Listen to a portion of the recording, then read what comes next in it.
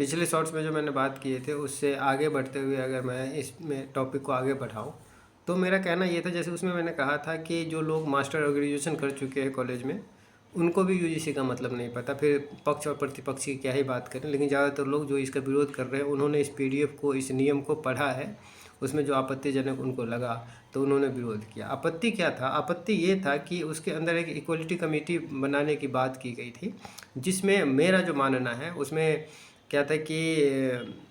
SC से एक सदस्य, एसटी से एक सदस्य, ओबीसी से एक सदस्य, विकलांग एक सदस्य, महिला एक सदस्य रखना कंपलसरी था। और यही बात सबसे ज़्यादा सभी को खली, क्योंकि ये जो बात है कंपलसरी तौर पर सभी वर्गों का सदस्यता निश्चित करना था उसमें, वह बहुत ही आपत्तिजनक लगा, खास के सवर्णों को, क्योंकि उसमें सवर्णों को किसी प्रकार का आरक्षण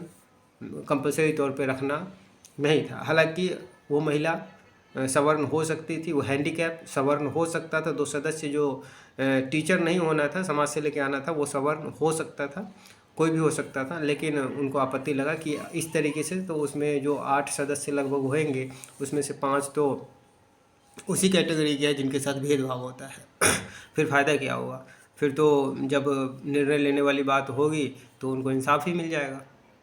मुख्यतः इस बात के लिए विरोध किया गया। दूसरी बात यहाँ पे मैं ये ऐड करना चाहूँगा कि अब जब इस नियम को स्टे लगा दिया गया है तो मैं कहता हूँ कि अब जो देश में बलात्कारी लोग हैं, आतंकवादी लोग हैं, चोर लोग हैं, डकैत हैं, क्रिमिनल्स हैं, उनको भी एक वो करना चाहिए, आंदोलन करना चाहिए कि देश के संविधान से जो जितने भी क्राइम प्रोटेक्शन वाले लॉज हैं, कानून है, उन सब को भी आप स्टे लगा दो। क्यों? क्योंकि अगर किसी ने किसी के ऊपर झूठा केस कर दिया कि इसने मेरे साथ बलात्कार किया है, इसने हमारे यहाँ डकैती किया है, इसने मुझे मतलब मारने की कोशिश किया है, तो फिर ऐसे में तो इसका दुरुपयोग हो जाएगा, है ना?